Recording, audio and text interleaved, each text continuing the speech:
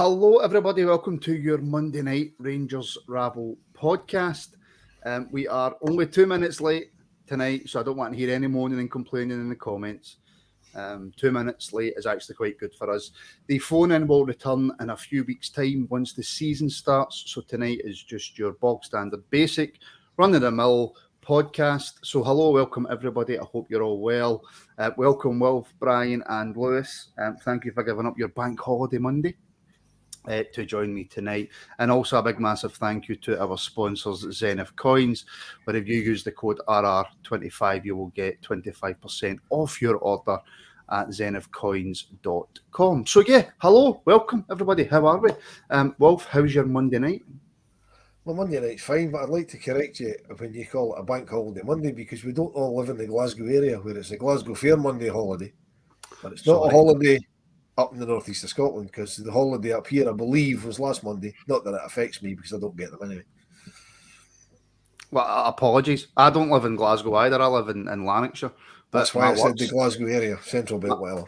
My work's in Glasgow, so I get them. And I'm actually off all week. So, but there you go.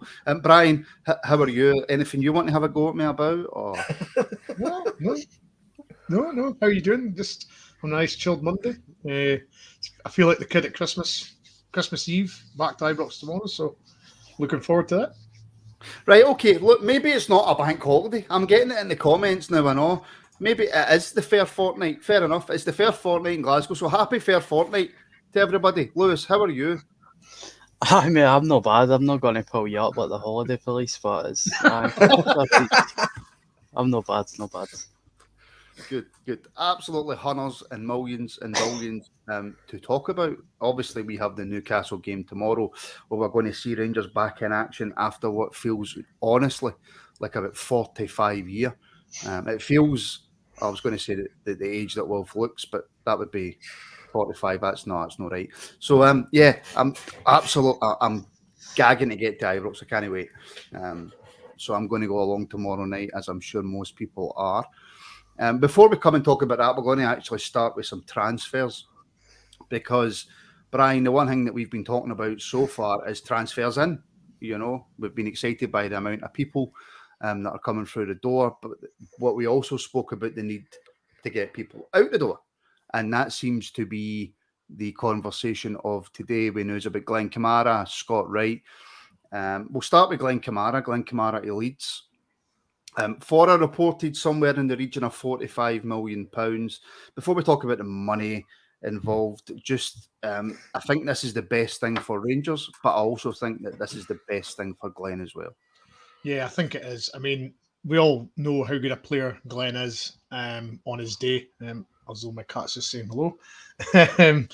Yeah, we all know how good a player Glen is and how he has been in the past for us, but for some reason or another, his form's dipped and the interest level is slightly went downhill. I don't think, well, we all know the reasons probably why his form's dipped. You know, his mates have all left, and the incident with Slavia Prague as well. So, you know, he's just not been the same player ever since, although he had a good couple of games in the UEFA Cup run. But apart from that, he's been last season particularly, he was a very much a bit part player and was hardly involved. So, yeah, it's probably about the sort of right price bracket as well. I mean, I've always been advocating for a lot higher price, you know, around the 8-10 million. But I think if he was playing well and, you know, doing the business, I think that's the sort of range we would be looking at. But obviously, with him not playing well, and as well with us actively trying to get rid of him as well, so it's probably a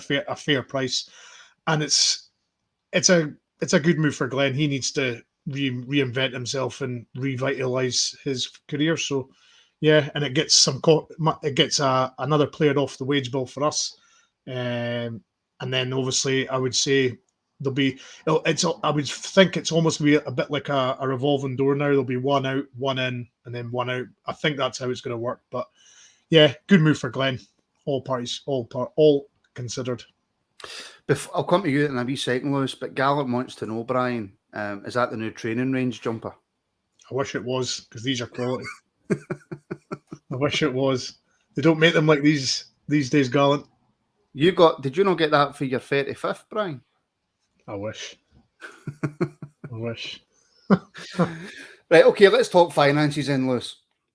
45 million for Glen Kamara.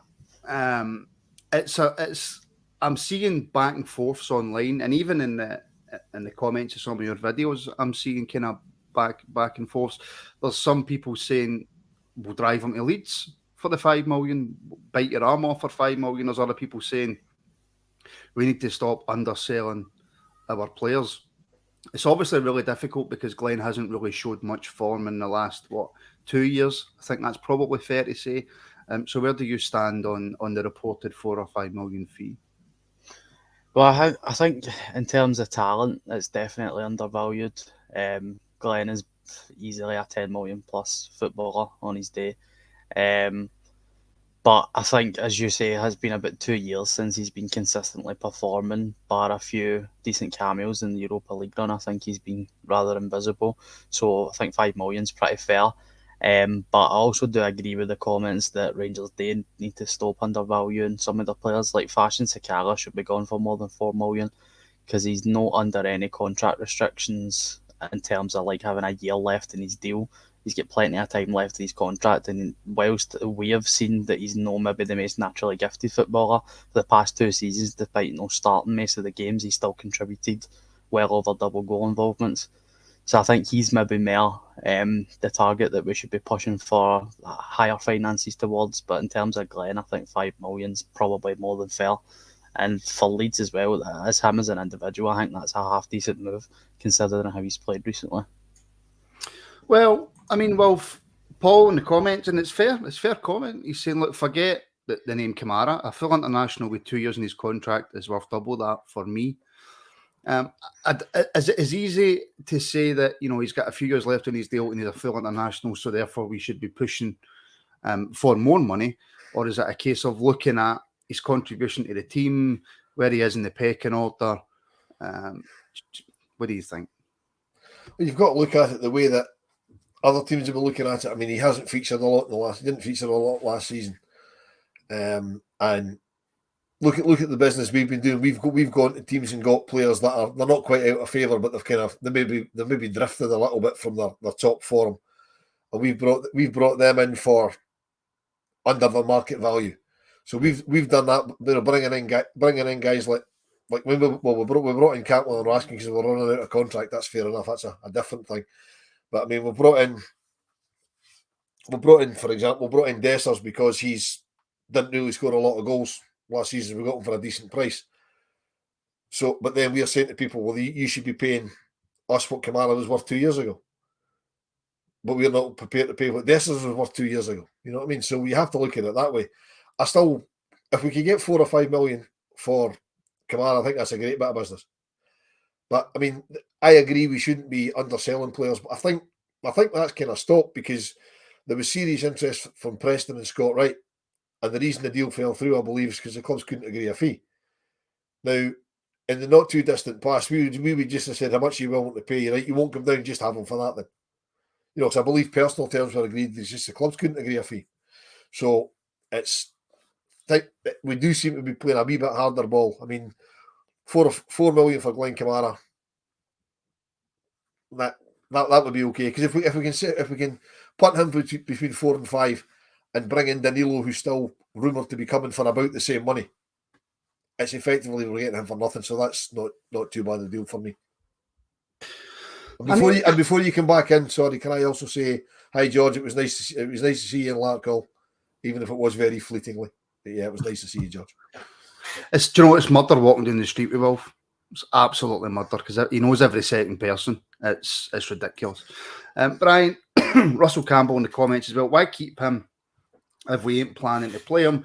Take the 5 million now or lose him for nothing later down the line. A few different aspects to that. I don't think it's a case of, you know, we wouldn't accept £5 million, even though we weren't planning on playing him. I think it would Rangers accept that amount of money if they felt that they could get more for Glenn? Now, as supporters, we can all sit here and say what we want. You know, we think we should be getting 8, 9, 10 million for Glenn, or we'll be lucky to get 2 million. Supporters, it's all about opinion, but the bids that come in depends on, you know, the valuation that Rangers feel that they can get for Glenn. So 45 million for Rangers, I suppose, is a deal that they couldn't really turn down, could they, Brian? No, I don't think so. Especially when it's a player that you're wanting rid of as well. As I said before, it's we're all just, Brian, we're all just assuming that Yeah. Michael Beale wants rid of Glenn, because let's not forget, Glenn was here. Glenn came in under the Steven Gerrard, Michael Beale era. So for all we know, Michael Beale could be saying to himself, I know that I can get the player that Glenn was back. Perhaps, but maybe Glenn's just turned around and said, look, I've been here for, 3-4 seasons now. He's maybe wanting a fresh change and a new scene. So it might not be. Michael Beale might have wanted to keep him, but I think it's more likely it's a case of that Glenn's turned around and said, look, I'm just wanting a clean slate and I'm wanting to move on. So I think it's more coming from the player side than the manager side, because I think if Michael Beale had a chance to keep a hold of him, he would have. So I think this is coming from the player, and I think he's just wanting a fresh sort of slate, as I say, and move to another club. As I say, as Wolf said, 4 or 5 million, you can sort of raise your eyebrows and sort of say, well, it should be more, but he's not played much. He's not shown much form. Although, as Paul said in the comments, he is a full international with 2 years on his deal.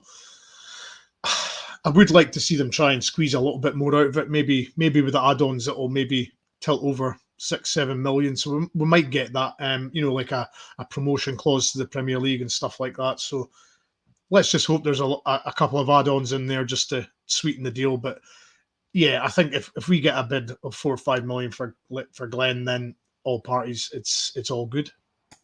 Yeah, but I'll come back to that comment in 2 seconds. Firstly, channel legend John Batchelor, always supporting the podcast with another super sticker. John, much appreciated, my friend, and as usual, I hope you're well. And it's great to see you back. I've lost obviously that comment that you brought up, Wolf. In fact, there it's there. We can't command more than 5 million for Kamara. He hasn't played for most of last season, and the last players we sold have largely been failures.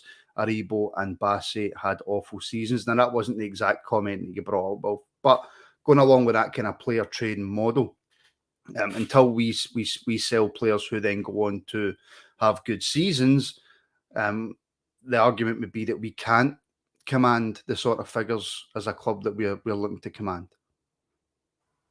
Yeah, I think CGM's bang on the money. I mean, what he said in the original comment I brought up was that we don't have that reputation, unfortunately. Those across the city do, and he's right. I mean, they sold, for example, Virgil van Dijk to Southampton for a decent lot of money, and then he went for 4 or 5 times that to Liverpool and did the business. So that's just one example. They've got that reputation. We don't have that at the moment, because our 2 big money signings recently haven't really done anything. I mean, Aribo, as you pointed out there, Aribo didn't have a great season. Bassey didn't have the best season at Ajax, but I noticed that Ajax have turned down €20 million bid for him. So they're holding out for more money. So, we do need players that we move on to be going the next step up for big money, and that takes a bit of time. That takes a bit of time to build up. I mean, Nathan Patterson as well hasn't really ripped it up at Everton, but I mean, if he can get or become a regular in the Everton team and then move to a higher level club in England, so maybe move to like an Arsenal or a Chelsea or a whoever, for 40, 50, 60 million, people look back and go, well, he started off at Rangers. That helps our reputation in the market as well. So yeah, it was a very, very good point for CGM. Yeah. Going back to that rich comment there about the timing, we've been horrendous over the last couple of seasons with timing of bids and not accept them, and shifting players on when they're at their peak. That's been a huge, massive blunder for me. There's been bids for Kent, there's been bids for Kamara, Morelos, maybe 1 or 2 others, but we didn't sell when these guys were at their peak when we should have, and we're now paying the price. Yeah, I mean, that could probably be a whole podcast on its own, to be fair. But Lewis, just moving on, because I want to come on to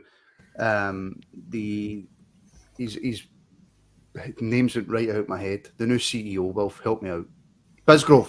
Jeez, oh man, that went right out of my head. I want to come on to Bisgrove, obviously been appointed onto the SPFL board. I know Rangers and Celtic CEOs take turns on the board. I want to come on to that in a wee bit. But Lewis, another rumour, of course, is that Scott Wright could be heading to Turkey for £500,000. And again, I'm seeing people debating the fee that we have agreed to sell. And this is, of course, if it's true, because we don't know 100% if it's true, but 9 times out of 10, there's no smoke without fire. Scott Wright to, and I'm not even going to attempt her name, a club in Turkey for £500,000. Your thoughts on that? It's a hard one with Scott Wright, because when the Preston news first broke, I was aware that Preston had, I think that their fee was about 500,000, and we were wanting to hold it for closer to £1 million. But then now we're going to let him go for that same price to a club in Turkey.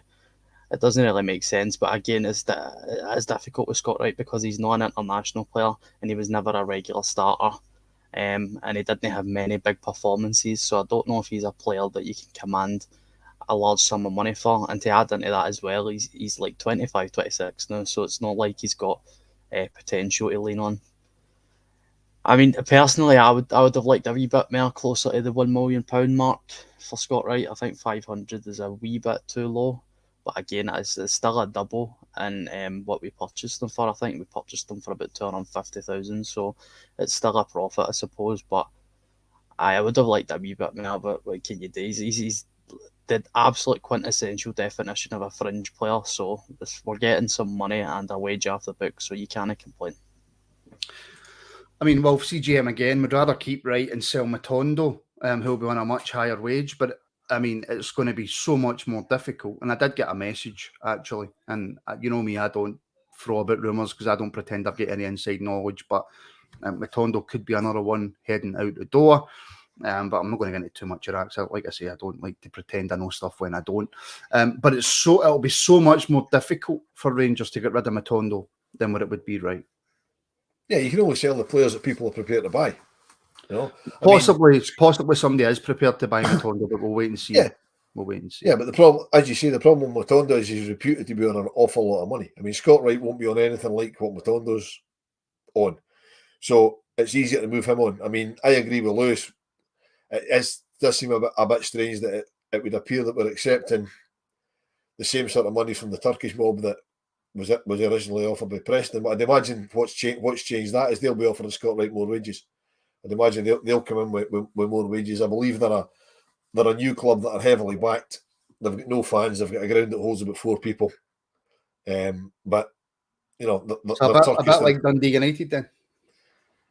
No, they've got a ground that holds a lot of people. They just don't have any people to put in it. I know. I just like to slag Dundee United off. I just like to get a Dundee United reference in there. Come on. Oh, you're quite right.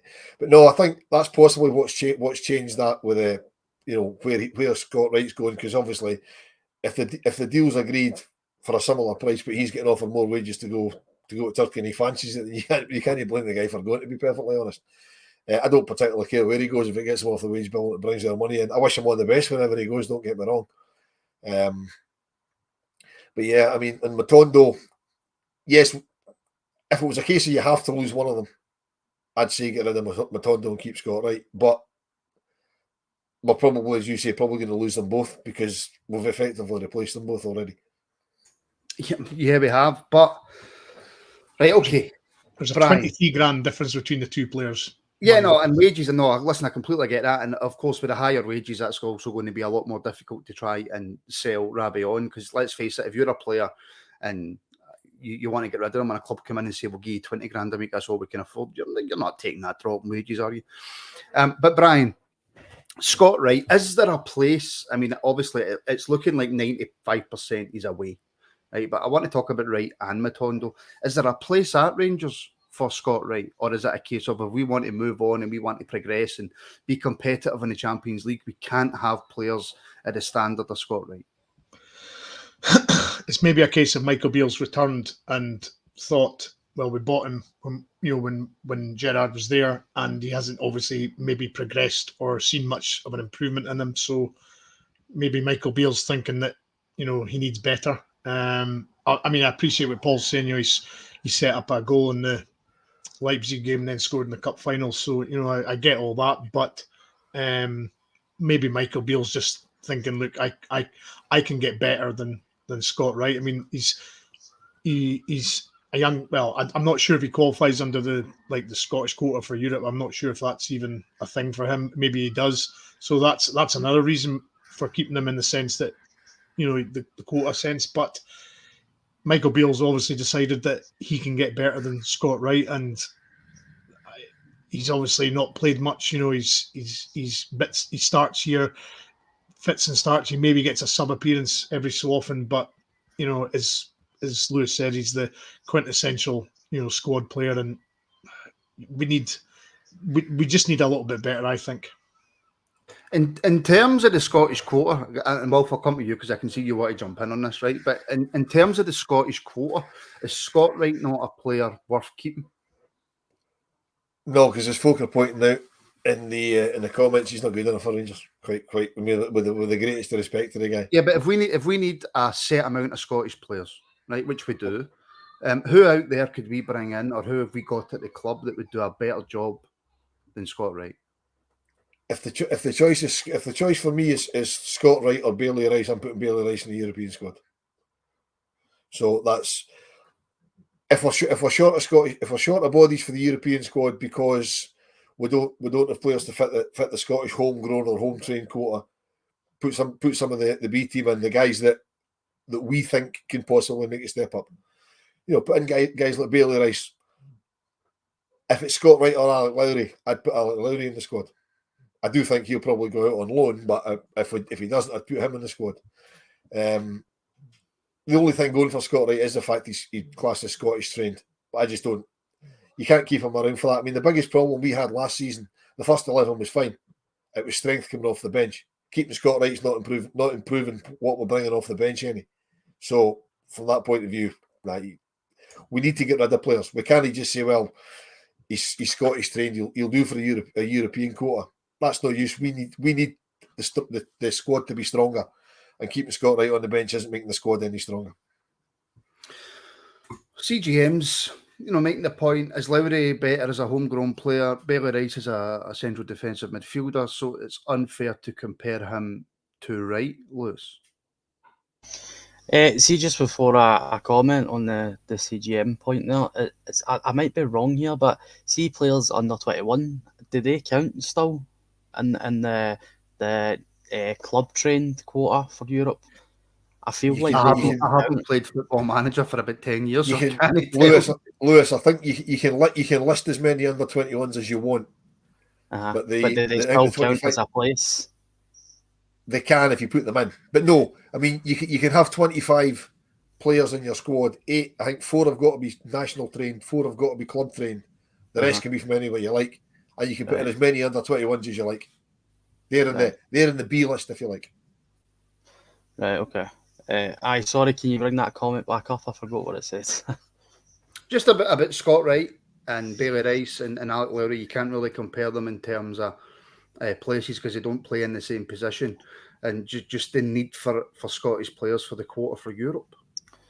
Well, in terms of the 3 players, I mean, I think in the way that, in my opinion, how we'll set up is with 3 floating number 10s. So Alex Lowry and Scott Wright would probably come under the same position, but if the choice was down to the 2 players, I think Alex Lowry already is a better footballer than Scott Wright, and there's about 6 years of an age gap, so that's a no-brainer for me. And any time that I've went through position by position on our squad with the most recent introductions, there's not a place for Scott Wright at all. Not even on the bench. I don't think he's good enough to be second choice. And when you start becoming a third choice attack midfielder for a football club, I think as an individual you kind of need to take a look at what your career options are going to be, because you're looking at less than 5 starts in a season and probably less than 10 starts overall. And I think he's probably maybe a wee bit too good to be a third choice attacking midfielder, even at Rangers, and he's not going to get second or first choice. So I understand why he's moved on. But in terms of like the Scottish inclusion in the Rangers squad, I think it's been pretty weak since we came back up for liquidation, to be honest. I think there's a real lack of Scottish talent that we've either brought through ourselves or went out and bought, and that's sometimes no through lack of trying. I mean, clubs like Aberdeen, for example, will price Rangers out of a good Scottish talent like Lewis Ferguson. I mean, how much did he go for? Like £2.5 million, and it would have been easily doubled if Rangers were the purchasing club. So we aren't helped by the rest of the country in that aspect. But it's definitely something that needs to be improved. Yeah. Right, Brian, I want you to convince me that Rabbi Matondo is good enough to be in this Rangers team this season and that there's a place there for him. Convince me. No. Can you try and convince me? I can't think of anything off the top of my head. He's quick. That's about it. Is there anything? I mean, look, there has been a couple of reports that there is a few clubs interested in that we might be able to get him off the wage bill and sold. But I think it's going to be extremely difficult. So if we don't, how can Michael Beale get the best out of Rabbi and get him fit, firing, and making a real impact in this Rangers team? Come on, Brian, give me something. And a big thank you to Des as well for the support, for the super stickers. Thank you, Des. I mean, I'm finding it very difficult to give you any sort of positive spin on this. I think he's one of these guys that needs a run of games, needs confidence. And obviously last season he hardly played, so his confidence wouldn't have been very high. And then add to that his bad start to the season when he did play towards the end of last season. His, everybody was obviously waiting for him to do something wrong and, not give him very nice feedback on that. So, yeah, I mean, I think he's a guy that's, I think all wingers thrive on confidence, and I just don't think he's got any of it just now. Whether the summer break and a new season coming on might freshen him up, I don't know, but the signs aren't very good, and I can't see him having a future, but never say never. I want folk in the comments. Somebody in the comments is going to come up and explain why Matondo is going to be turned around and become an absolutely phenomenal player for us next season if we can't manage to get him sold. So before I get people in the comments, Wolf, I'm going to get you Mr. Positivity. Come on. Rabbi Matondo, he's going to be our player of the season. Just in case there is any club scouts or club CEOs watching us and considering Rabbi Matondo, he's probably the greatest winger I've ever seen since Davy Cooper. He's lightning quick. His distribution's fantastic. He shoots from everywhere. He's just wonderful. So go and get him signed up, guys. He's worth every single penny of the transfer fee you're going to have to pay. Look, I think there's a player in Rabbi Matondo. Like, I really do. I don't think he's earning the wages he's on, because he's not really done it for us. He's not particularly had a chance, but that's got to be down to what he's done for us. He's not really, when we've seen him on the pitch, he's not done a lot. Apparently he's a really, really good trainer, but I mean, I'd be a really good trainer at Rangers. Doesn't mean I'm any good on the pitch. So, for me, we can afford to let Rabbi Matondo. I think he's one of those, we signed him, it didn't work. Thanks for the memories. If you can get rid of him, get rid of him. Well, thank you, Paul. Players take time to settle, and he got an injury and he couldn't get back in the team. So I'm going to hold on to that and say that he's had a year, and he's going to come to the fore this season, and he's going to prove he's all wrong. Yeah, okay. Well, we now have a representative on the board of the SPFL in James Bisgrove. What does this mean, if anything? It means absolutely nothing because the season before last we had Stuart Robertson, because that's, as you said earlier, that's the way it works. It's their guy one year, it's our guy the next year, whoever the CEO happens to be, or the chairman, or whoever they put on. There's makes absolutely. I don't think it makes a lot of difference, because you can't, if you're the only person pushing for something, you ain't going to get it through on a board of, what is there, 6, 7, 8 people on it, whatever it is. So on his own he can't push it through. So he'll have influence. He'll be able to make comment, but he probably won't be able to do very much, I wouldn't have thought. But he'll certainly stand up and fight our corner, I think, because he's quite good at that. And he's got a wee bit of leverage, because obviously we've got the situation where the SPFL's had to come out and apologise, and they've cost themselves about £1.5 million in legal fees for a case they could never win anyway. that they've had running for 2 years. So he's got that in his back pocket. You can say, look at the mess you made. This, don't want to do that again. But to do anything material, I don't think he's got any chance at all. Is it maybe, Brian, a fresh face, a different voice? It's not Stuart Robertson getting in there anymore. It's James Bisgrove, and from what we've seen from James, he seems, very eloquent, very good at his job. He knows what he's talking about. Could it be maybe a wee benefit for us just to have a different voice getting in there, different opinions, different conversations, and could we see any positivity from this? Yeah. All what you've just said. He's a fresh face, fresh ideas. I think what they'll find is as well, though, from what we've seen with James Bisgrove, is he won't take any nonsense. He doesn't look as though he's one of these guys that's just going to be a carpet and just sort of take anything. If he thinks something's right, he'll back them, and if he thinks something's wrong, he'll tell them it's wrong. So, he's a guy in his, I think he's mid-30s, I think. So he's obviously a very smart guy, and he's had jobs at UEFA and stuff like that. So he's not short of experience. So no, I think as Will says, what he's actually going to be able to do might not materialize much, but it's going to be a new voice. It's going to be new ideas, and hopefully, better relations as well. In the sense that, he'll stick up for us. Well, I would like to think, from what I've seen from him, he'll certainly stick up for us as a club more than Stuart Robertson did. Certainly. I know it's one of these ones, Lewis. I think there's only 4 members from the SPFL, and then I think there's 4 for the Championship or whatever. So I think the issue that we've got is that Scottish football is run in such a way that in order to get any sort of change within Scottish football or do anything positive within Scottish football is always going to be extremely difficult, whether James Bisgrove's on that board or not.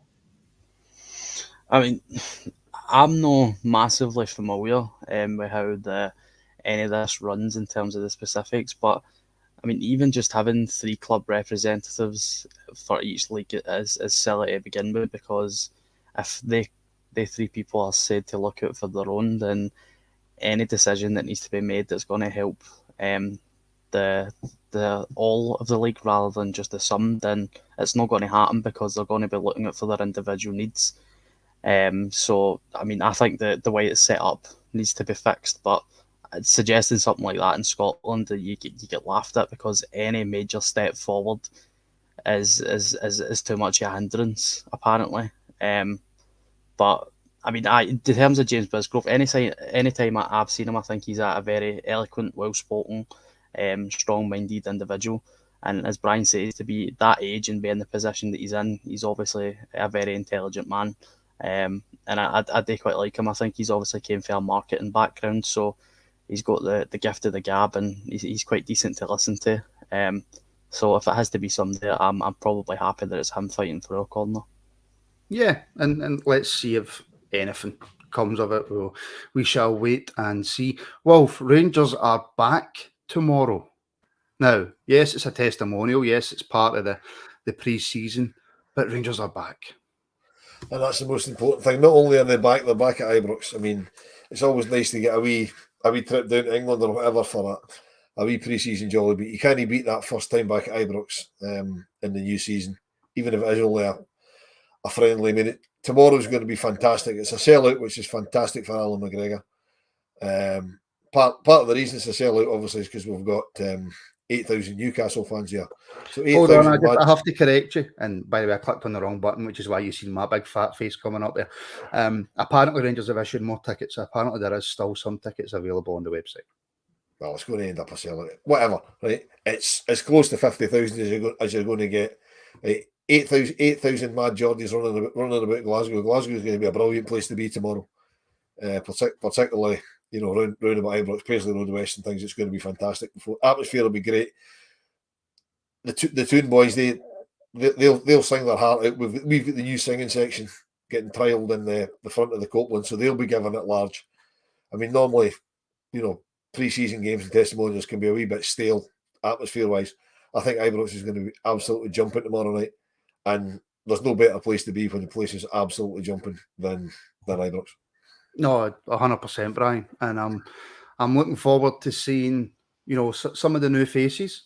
I'm looking forward to seeing the way that Michael Beale's going to carry this team forward. It's very, very early, and it's a testimonial. At the end of the day, we've got to remember that, and we'll come on and talk about Alan in a wee second. But I'm just looking forward to seeing, even at the very early stages, how this Rangers team's going to set up and how we're going to carry forward through the season. Yeah, new strikers, new attackers. Maybe see a couple of new defenders. The new goalkeeper, especially. That's the one I'm wanting to see particularly. Dessers, see how he gets on. I'm wondering how long it'll take for somebody in the crowd to go, for F's sake, Tav, or something like that.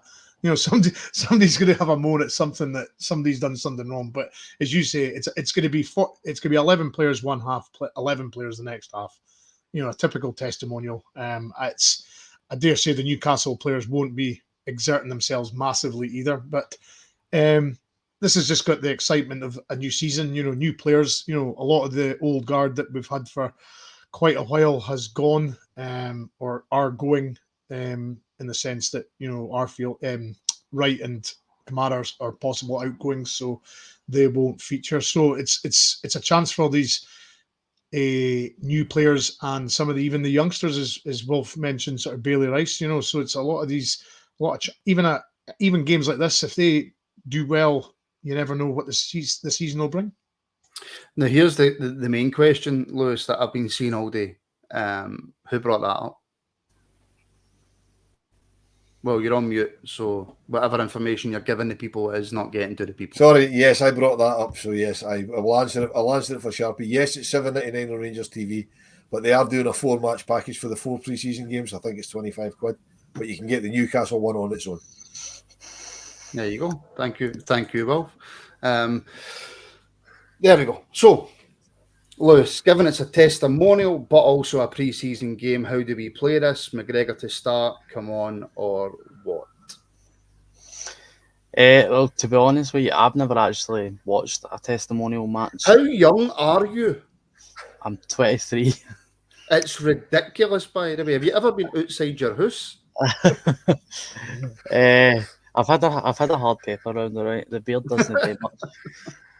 No, but as I say, I've never seen one, so I don't know the intricacies of how it works. But I would imagine that you'd see very little Alan McGregor, hopefully, because at the end of the day, it still is part of our pre-season preparations and probably the best quality we're going to come up against in the run of games that we'll be playing. So I would like to see at some point the desired strongest 11 that Beale has in his head to play, and then after that it's just all about experimentation. I want to see as many systems, as many formations, as many players as possible, because we've had 7 or 8 new players coming in, and I want to see every single one of them get at least 25 minutes on the pitch.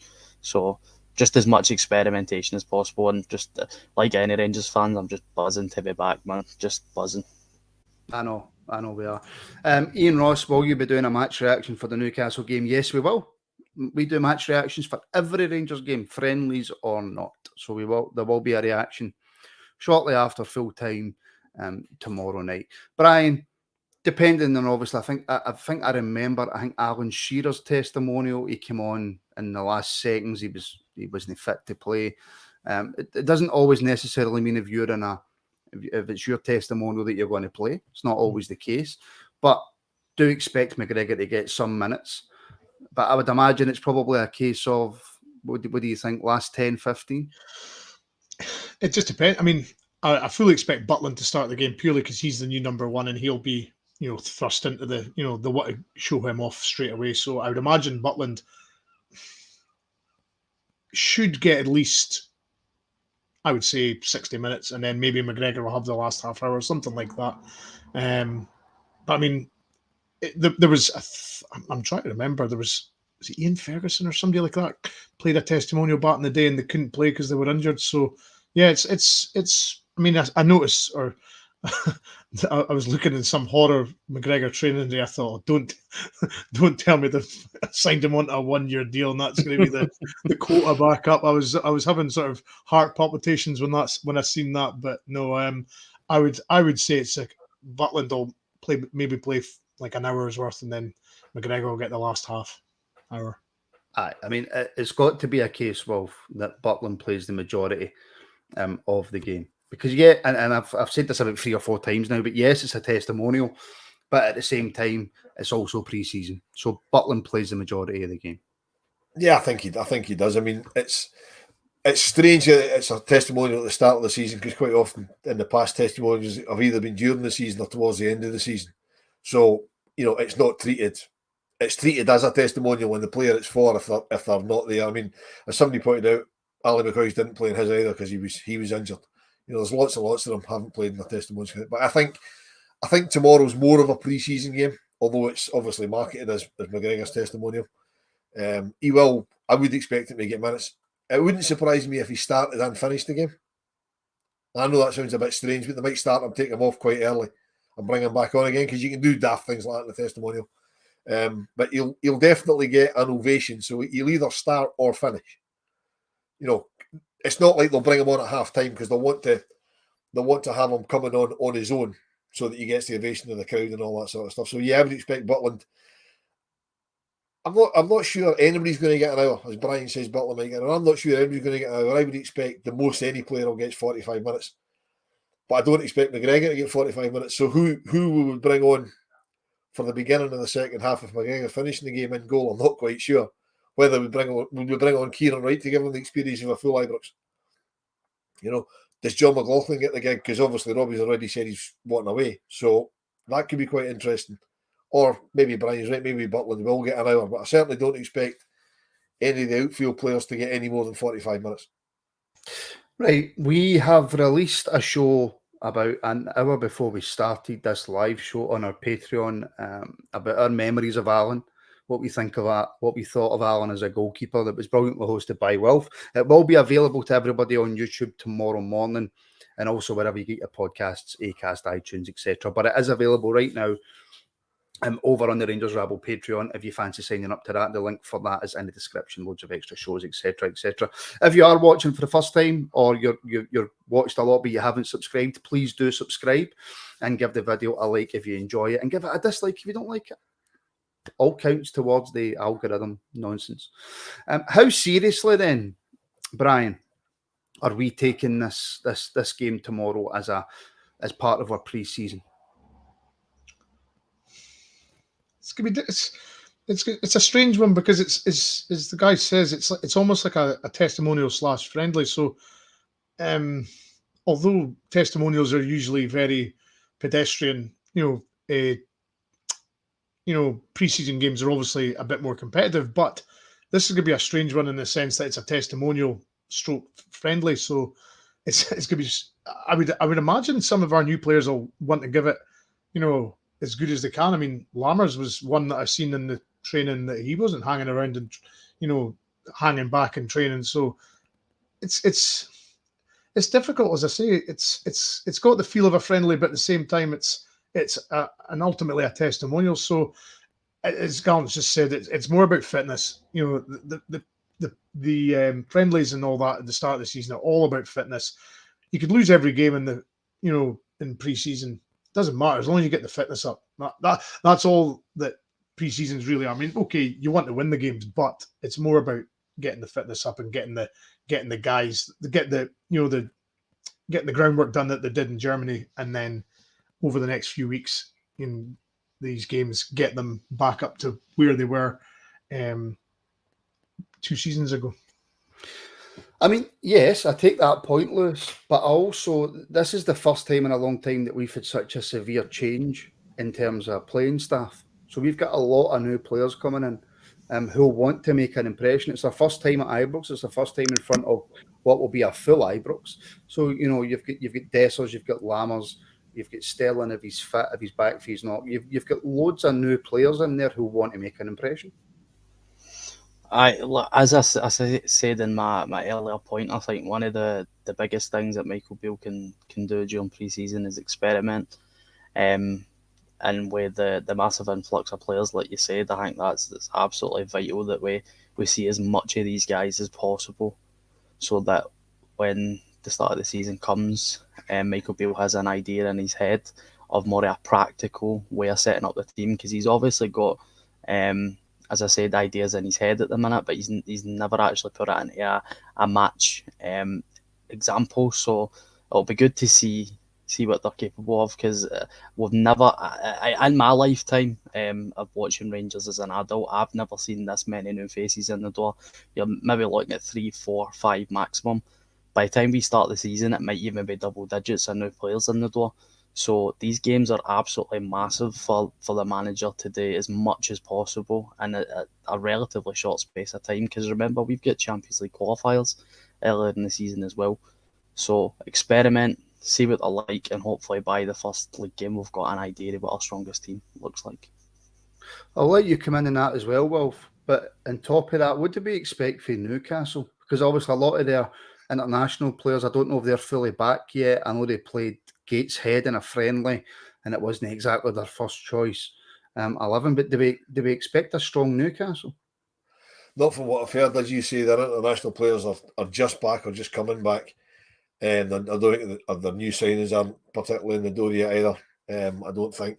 But, I mean, whatever team Newcastle put out, every single one of those players will be wanting to impress the manager, you know, to put their name on the team sheet for the next game, on the games going forward. So from a Newcastle point of view, we could get absolutely anything. But I think all the young guys, and they'll undoubtedly play a lot of young guys. The young guys will be out to impress their manager. So I think from that point of view, it could be quite an entertaining game.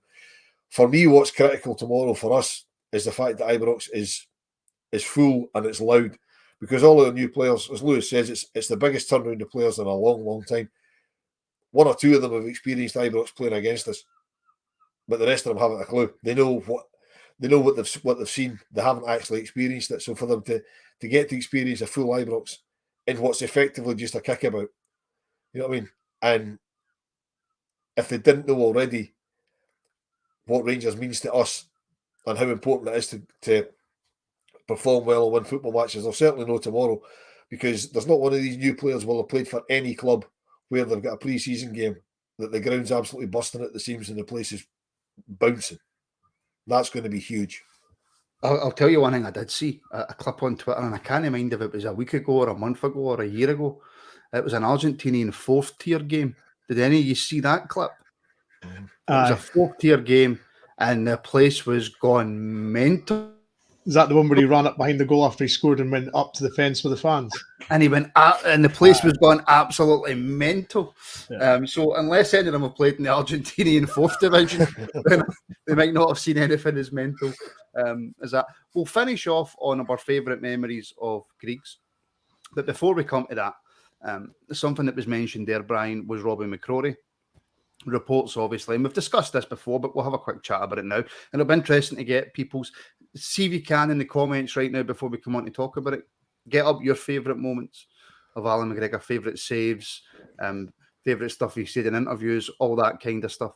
But Brian, Robbie McCrory wanting away apparently after not long signing a new contract, which is quite strange. But can we blame him? Not really. He's 25.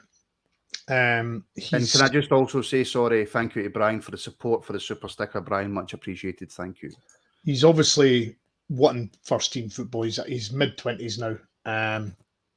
I find this one quite difficult because every time he's turned out for the first team, he's done really well.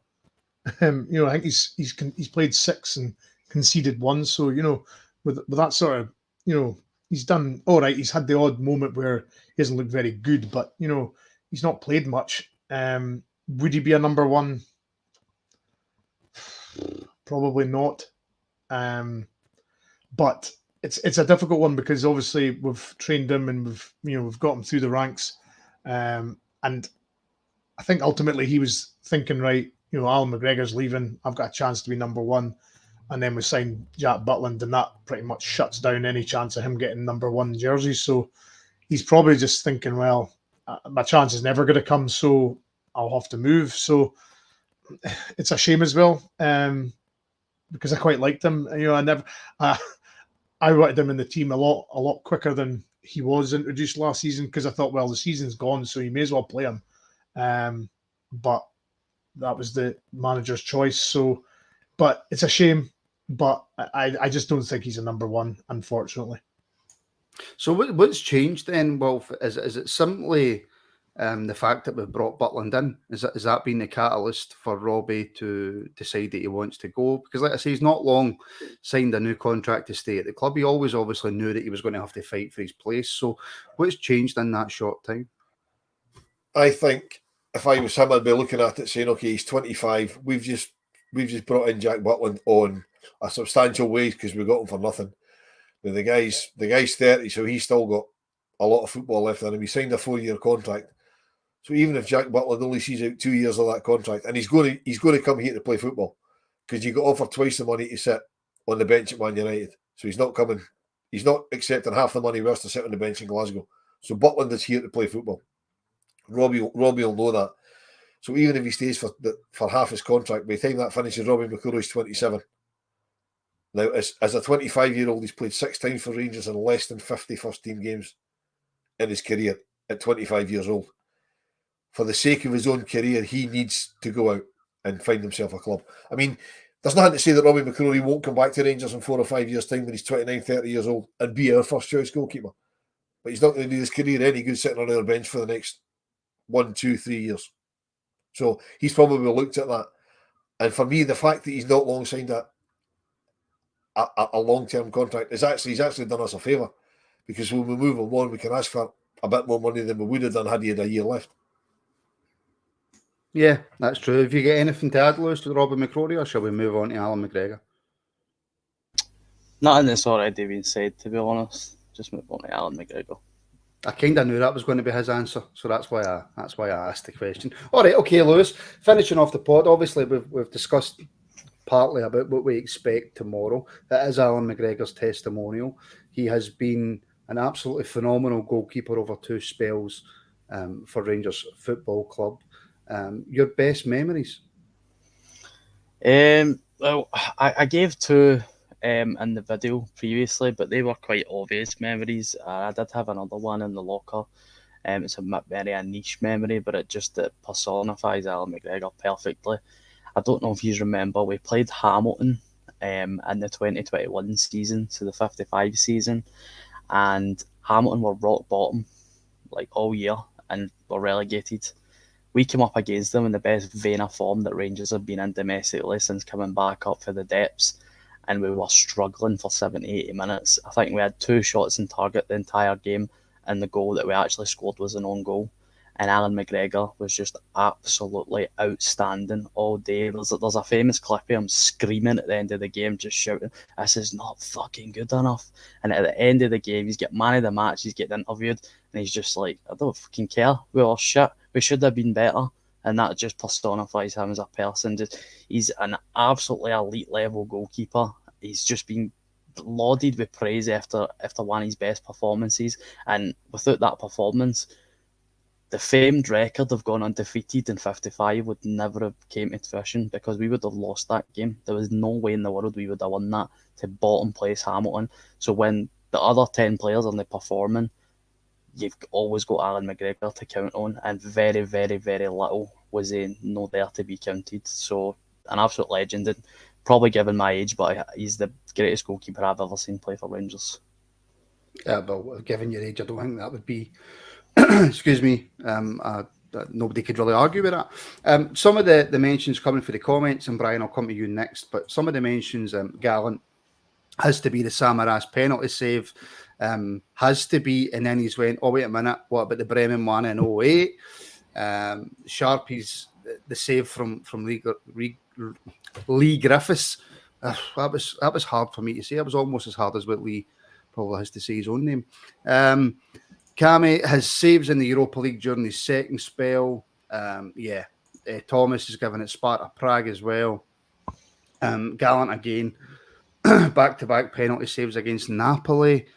It's just, Brian, there's that many, and I think I said it on the appreciation podcast that we done, that, you know, you think of one and you think that's it, and then there's another one and another one and another one. He was just in. and I also said this, and there's always going to be debates, and there's always players that, you know, can never be topped. You can never be better than. This one's always going to be, you know, the best. But to even be in the conversation alongside Gorham, I think just shows how good he was. Yeah, I mean, for me, even He was that good. He what's even that? stopped Brian for talking. Did you see that? There you go. Sorry, No, but Brian. Gorham was simply the best. You know, 10 years ago, even before all this, even before McGregor's first stint finished.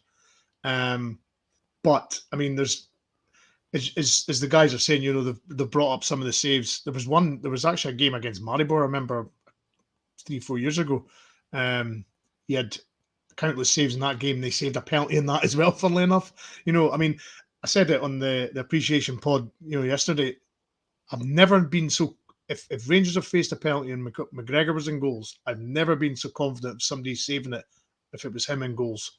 I don't know how he did it. I don't know if he obviously had a system or an idea of where the players would go. I don't know what his, you know, his every goalie's got a ritual or a way they go in I goals. think you'll find, Brian, that he just flung his arm out and saved it. Well, yeah. He said that in an interview. I just went that way, and that was it. But you know, he's obviously got a knack. He obviously reads the strikers when they're coming up to the penalty to take the save, and how it wasn't just one or two saves of penalties. It was countless saves. You know, it was quite frightening. And I don't remember another goalkeeper in the UK in the last 10, 15 years that's been as good at penalties as McGregor. I mean, it's quite amazing when you if you actually I'm actually have to go do a bit of digging and count up how many penalties he's actually saved. But I mean, it's ridiculous, and that for me, and some of his instinctive saves, it wasn't just you know straight at him, and it was like as the guy said, the one that he saved from Lee Griffiths where it touched his fingernail by a you know just. It's a really difficult name to say that, isn't it? Yeah, Lee Griffiths. Yeah, and then you know he tried to claim he didn't touch it and it came off the post. You know, just little things like that, and gamesmanship, how he slowed the games down, and he was just a brilliant goalkeeper. And finally, we've got somebody to rival Andy Gorham, because I actually never thought Gorham would get eclipsed, but it's a debate now. Yeah, it's a debate, and again, that just shows you the mark of how good Alec McGregor was. He had his moments, Wilf. You know, he clearly played on the edge. That is for sure. And that one was against Hibs, where he just jumps up and kicks the boy in the back. He was very famous for the old leg kick. Yeah, I mean, he got first of all, to answer Brian's question, I think it was 12 or 13 penalties that he saved, Brian. I'm sure I read that somewhere. Which is quite phenomenal when you think about it. But yeah, the living on the edge. I mean, the Hibs thing is famous for him getting into the dressing room, absolutely raging at being sent off and saying never can touch them, and everybody pointed at the TV because it was on Sky and went, "Ah, you did." And he got a right respect of one at Pataudry as well. When we talked about that on the appreciation pod as well, he got a right respect of one at Pataudry for kicking somebody, and then he spent the week he was banned. Watching a game, I think it was involving our cross city rivals, and he basically texted the or emailed the compliance officer every 2 minutes for every instance saying, explain that to me. And they actually had to phone Rangers and say, look, going to wind him in, because I think he'd asked somebody who complains to the compliance officer, and they said anybody can do it. Right, but they give her email address, and he just kept firing off emails to her, like every other minute he was doing it. It was apparently ridiculous, but that's what he was like. He's just an absolute crackpot. I mean, there's a couple of mentions in the comments about, you know, never be a legend because of what happened in 2012. We talked about that last night. We'll not really touch on that just now. This isn't the time or place for doing that. And I've got my own thoughts on that, which again we'll not touch on just now. But I mean, as a goalkeeper, for the ability he had, the man's saves are incredible. Just absolutely. The Griffiths one, for me, one of the best saves you'll ever see. And he's trying to say he didn't touch it. You know, the save in Bremen for me, the best save I've ever been lucky enough to be in the ground to witness. I think the one in Prague was better, but obviously we weren't there because of COVID regulations and stuff like that. But there's just so many. And another thing we referenced on the appreciation pod, which I'm sure you'll all listen to when it does go live on YouTube, if you're not here, not on Patreon tonight, is the fact that, you know, in years to come, we'll have all these Alan McGregor moments. But you've got some people that hold Gordon Banks up as probably the best goalkeeper the world's ever seen, but they only ever reference one save that he made. And it was a great save from Pelly. But it's one save they always reference from Gordon Banks. Whereas we're sitting here, that's what, 6, 7, 8 different saves from McGregor without even having to think about it. Mm-hmm. So, phenomenal player. Absolutely phenomenal goalkeeper. He was. He absolutely was. And I'm genuinely buzzing to go along tomorrow night. Just pay my respects as well to Martin, somebody who... Sorry, yes. Can I interject there, right? I was on a wee bit of a chat there, but yeah. Sorry. I think this is worth it. Do not quote me on this, but apparently Alan McGregor has saved 33 of his 59 penalties he's faced in his career, which is a 55% save percentage, which is absolutely outstanding if that's true. Well, I found out it was 6. He faced 62 penalties and saved 19. I don't know if that's right. Well, see, now we're just throwing out numbers. We know. Either way, they're both impressive. Aye. And see, now I forgot where I was in my... It was going to be a pure emotional speech there, so it was. I was building up, everybody watching. There was going to be tears in the eyes, and I was going to have everybody riled up. But yeah. So, yeah, I'm looking forward to going tomorrow night to show my appreciation to Alan McGregor, who has been one of the club's greatest ever goalkeepers. And I'm also looking forward to seeing Rangers again in the flesh. It's going to be awesome. So, thank you, Brian. Thank you, Wilf. Thank you, Lewis. Thank you, everybody, for watching. Please like and subscribe and share and all that good stuff. And we'll be back tomorrow night for a reaction, which I haven't been able to say for ages. So we'll be back tomorrow night shortly after full time for reaction to Alan McGregor's testimonial. So thank you, everybody, for watching. And yeah, we'll speak to you all very, very soon.